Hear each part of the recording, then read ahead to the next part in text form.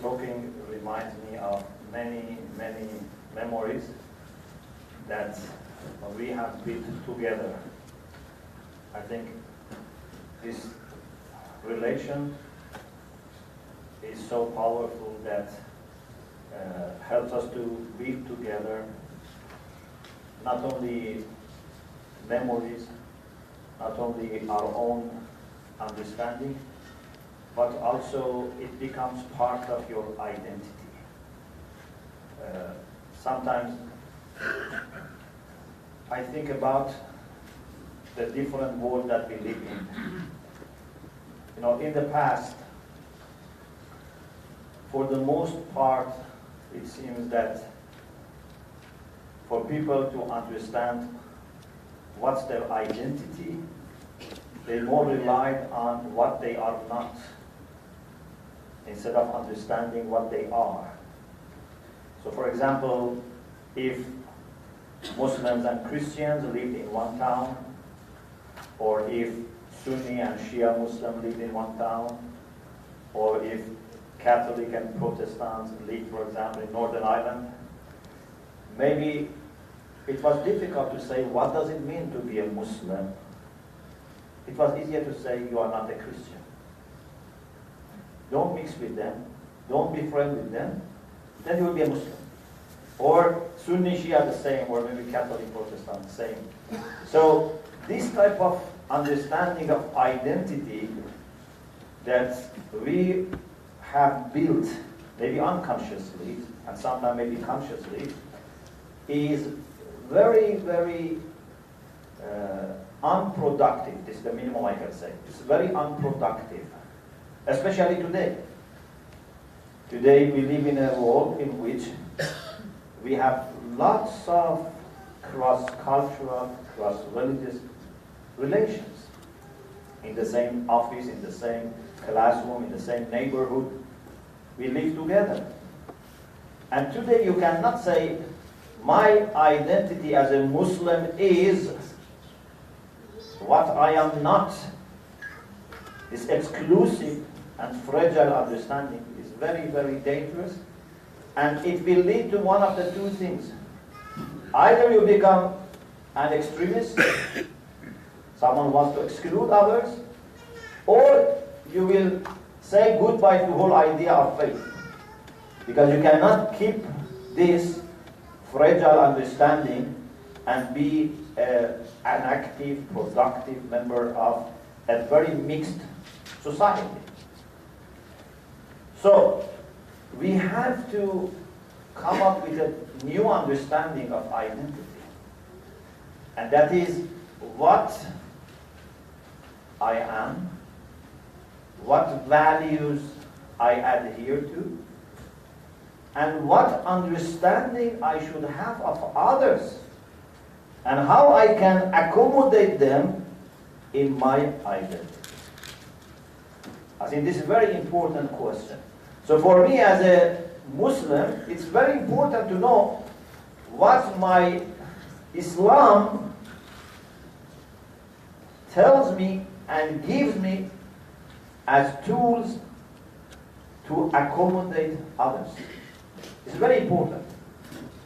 So, to make it very simple, what I have been doing these years is now almost 20 years that I am actively, following this, and I always try to have both practice of interfaith, visits, talking, but also reflections, because I try not to do anything without reflection.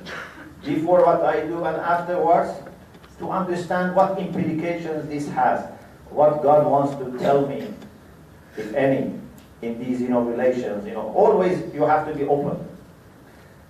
So, thanks to God,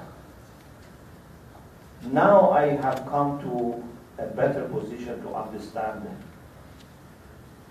what is the plan of God for humanity. Now when I read the Quran, and I'm not the only person, but for me it's like my own discovery, although maybe this is said by many other people much before me. The beauty is that you can yourself go and find it by yourself.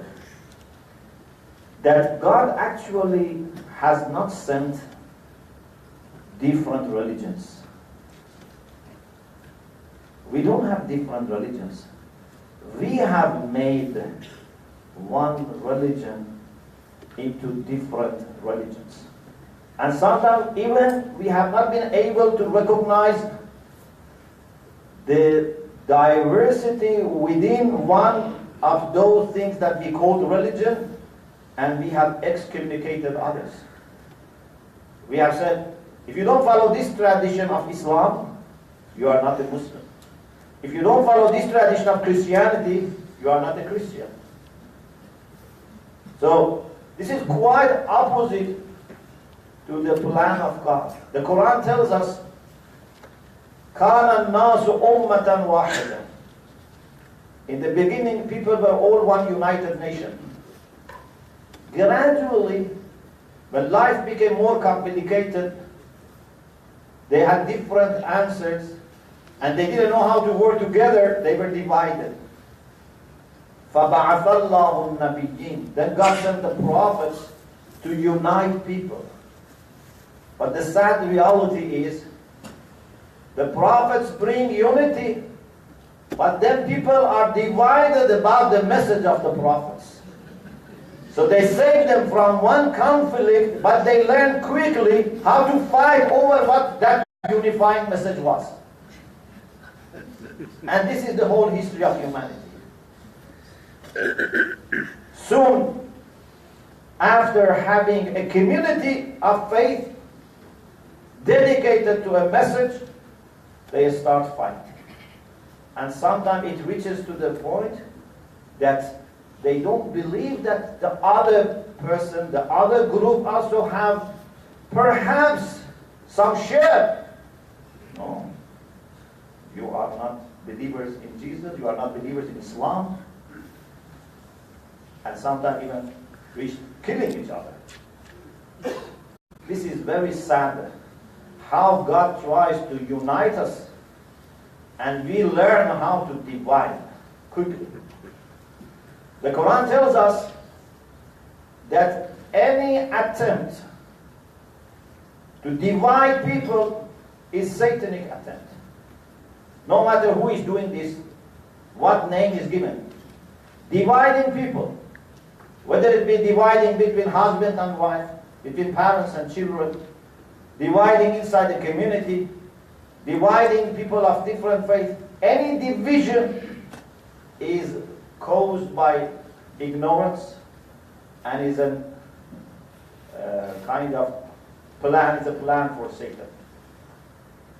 And one of the things that we find in Islamic traditions is that any word, any attempt to divide people is considered as great sin. On the other hand, to bring people closer, to reconcile, even if you can reconcile two people, is very, very important.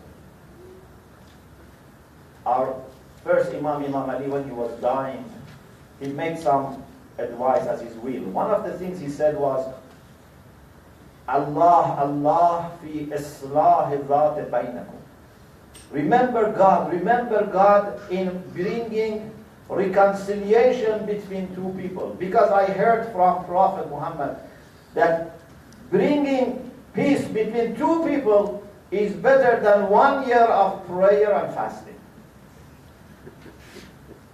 Now you can imagine, if you can bring two families, two tribes, two communities, two nations together, what happens? If just bringing two people together is so important, what about people who work for bringing Muslims and Christians together? So, it's very important that we learn, in whatever capacity that we can function, be a voice for unity. And unity is not to become the same. you may remain different. Of course, I don't celebrate differences, and I don't say, try to add to the differences, but differences are differences. Maybe we can have discussion to come to some agreement, maybe the differences remain. But what is important is no differences should be taken as an excuse to boycott each other, to not communicate to each other, not to recognize the same humanity that God has given all of us. So we have to understand that despite the differences and diversity, we can be together. The Quran tells us that God has created us from one father and mother. Ya ayyuhan nas inna khalaqnakum min dhakarin wa untha. So not only our Creator is the same, which was enough to be united, but we have also the same father and mother. So the same God and the same father and mother. So we have more than one reason to feel that we are one family. But then God made us into different nations. ثُمَّ جَعَلْنَاكُمْ شُعُوبًا وَقَبَائِلَ.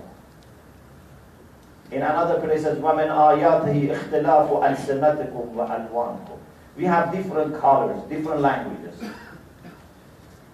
Unfortunately, we thought, even some of great philosophers, some of great Greek philosophers that we all know, they try to justify slavery based on the physical differences. And say some races are more strong for taking physical job, and some are more clever. And they try to justify slavery by difference of color or race. But the Quran says something quite opposite. God has made us different لِتَعَارَفُوا, so that you can know each other better and identify each other and relate to each other better. God has made a beautiful mosaic, different colors. But now these colors, unfortunately, without understanding what role they have, they fight with each other. I'm a better color than you, and I want this mosaic all be the same color as mine. And this is quite opposite to the philosophy of creation. God creates multiplicity, but with one pattern. We don't understand that one pattern in multiplicity. And either we fight against that multiplicity or against that one pattern. So, I have been thinking a lot about these issues. And only one point that I can mention, because time is very limited, is that I think although all human beings are people of God and are honored by God, there is no doubt about it. لَقَدْ كَرَّمْنَا بَنِي آدَمَ. We have created children of Adam and honored them. But I think there is a historical role that Christians and Muslims have to play together. All people should be playing a role. But there is something that Muslims and Christians have to do together. And I have several reasons to convince myself that this is the mission that I have actively participated. It's not just the fact that Muslims and Christians together are more than half population of the world. It's much more than that. When I read the Quran, when I read our hadith about the end of time, when I reflect on so many hadiths narrated by Muslims from different schools of Islam about coming of Jesus and Imam Mahdi and working together and establishing universal peace and justice and equity, I think there are lots of implications for what I have to do today. I cannot ignore my Christian brothers and sisters and expect one day Jesus comes and Imam Mahdi comes and they bring all people together. If we don't work and move in that direction, that's going to be delayed and delayed. Because if people are not ready, just seeing two leaders together will not unite them. And indeed they may question those leaders and say, who said you are true Jesus? We always thought Jesus gives a special privilege to Christians. And who said you are Imam Mahdi? We thought Imam Mahdi gives a special privilege to Muslims or Shia. When people are not ready, they question the Savior, they question the divine leaders. We have to work together to prepare for that beautiful unity, which would then lead all humanity to one united humanity. And I think different prophets have come, they spoke different languages, we have different scriptures, but in the end of time, I don't think we would have one school for Prophet Muhammad, one school for Jesus, one school for Moses, one school for Abraham. No.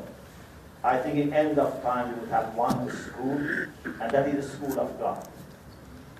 And all these great teachers and leaders, they will be working together under one united authority, and that is God. We have come from God, but we have been separated. Now we have to find back our way towards God. There can be different paths, but we should not forget that the ultimate end is to get closer to God. Sometimes our paths become more important than the destination. And this is sad.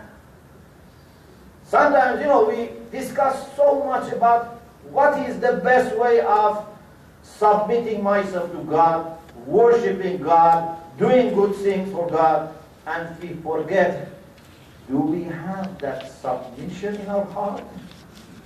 How to do as an act of submission is very important, but that's secondary. I may be praying and fasting and going to Mecca and do all things for years, but not be a sincere person. Not really submissive to God. Because I have spent my energy on what are the acts and signs of submission, but not the submission itself. If we are really submissive to God, and we want to fulfill His will, then we should not be at all important.